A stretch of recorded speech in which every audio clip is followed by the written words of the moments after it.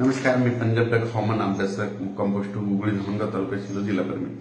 आज आहे 14 सप्टेंबर 2024। आजपासून तर परत शेतकऱ्यांसाठी आनंद देणार आहे, कारण की शेतकऱ्यांसाठी खास ही आनंदाची बातमी, कारण की शेतकऱ्याचं सोयाबीन आणि उडीद काढणी चालू आहे आणि काही शेतकऱ्याला कांदा रोप टाकायचे, तर त्यांच्यासाठी खास करून आनंदाची बातमी, कारण की आता म्हणजे आज 14 पासून ते 20 तारखेपर्यंत हवामान कोरडं राहणार आहे, कडक सूर्यदर्शन राहणार आहे, म्हणून हे आनंद लक्षात येतं। मग परत सर्व शेतकऱ्याला सांगू इच्छितो, तुम्ही काय करा, ह्या म्हणजे 5 ते 7 दिवसांपासून ज्यांचं सोयाबीन काढणी चालेल त्यांनी काढून झाकून ठेवा, कारण की त्याच्यानंतर 21 सप्टेंबर ते 2 ऑक्टोबरच्या दरम्यान त्या 10 दिवसाच्या काळामध्ये राज्यात मुसळधार पाऊस पडणार आहे, म्हणून हा अंदाज लक्षात येतात। परत राज्यात 14 ते 20 सप्टेंबर दरम्यान हवामान कोरडं राहणार आहे। ज्यांचं सोयाबीन उडीद काढायचे आले असेल तर तुम्ही 20 तारखेपर्यंत काढून घ्या आणि झाकून ठेवा।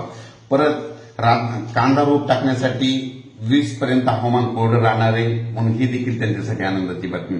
पण राज्यात 20 सप्टेंबर ते 2 ऑक्टोबर दरम्यान जोरदार पाऊस पडणार आहे। त्यामध्ये तुम्हाला एक सांगू इच्छितो, तो पाऊस काय होणार आहे, लातूर जिल्ह्याचं जे मांजरा धरण आहे ते भरलेलं नाही, त्याच्या कॅचमेंट एरियात पडणार आहे, त्याच्यामुळे मांजरा धरण देखील भरणार आहे, म्हणून लातूरकरांसाठी आनंदाची बातमी।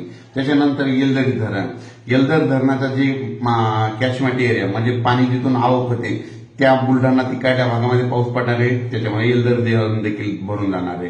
त्याच्यानंतर माजलगावच्या धरणाच्या जी कॅचमेंट एरिया तर बीड जिल्ह्याकडे तिकडे पाऊस पडणार आहे, त्याच्यामुळे माजलगावचं देखील धरण भरून जाणार आहे।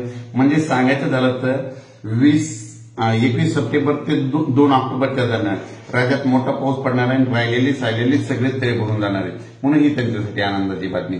परत राज्यामध्ये तुम्हाला एक सांगू इच्छितो की ह्या महिन्यामध्ये 23, 24, 25 सप्टेंबरचा मोठा पाऊस पडणार आहे। पुढच्या महिन्यात जर सांगायचं झालं तर शेतकऱ्याला म्हणजे बऱ्याच शेतकऱ्यांचे मला मेसेज आले की पुढच्या महिन्यात पाऊस आहे का नाही, तर तुम्हाला एक माहिती म्हणून तारीख एक सांगतो, म्हणजे पुढच्या महिन्यामध्ये दसऱ्यामध्ये 7, 8, 9 ऑक्टोबरला पाऊस पडणार आहे, म्हणून ही एक पाऊस येण्याची तारीख लक्षात घ्या।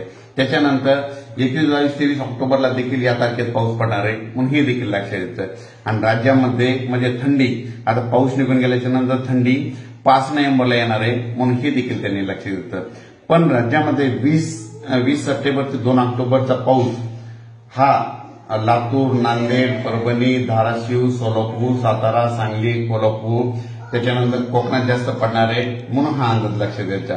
त्याच्यामध्ये तुम्हाला एक सांगू इच्छितो, सातारा, सांगली, कोल्हापूर, पुणे, नगर, धाराशिव, लातूर, बीड या कोकणाकडे जास्त पडणार आहे, त्याच्यामुळे काय होणार आहे, परत कोल्हापूर, सांगलीकडे एकदा पूर परिस्थिती निर्माण होण्याची शक्यता आहे। म्हणून आता तुम्ही काय करा, 21 सप्टेंबर ते 2 ऑक्टोबरच्या पावसामध्ये तुम्ही सतर्क करा, म्हणजे हे देखील त्यांना सांगू इच्छितो।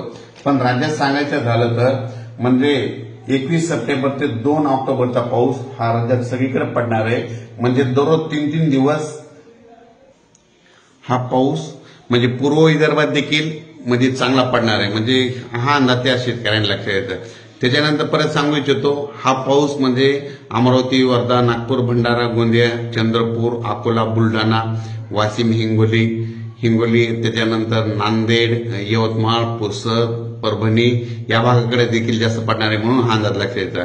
त्याच्यानंतर हा पाऊस उत्तर महाराष्ट्राकडे देखील चांगला पडणार आहे, म्हणजे धुळे, नंदुरबार, जळगाव, नाशिक, त्याच्यानंतर मालेगाव, संभाजीनगर, म्हणजे हे देखील लक्षात येतं।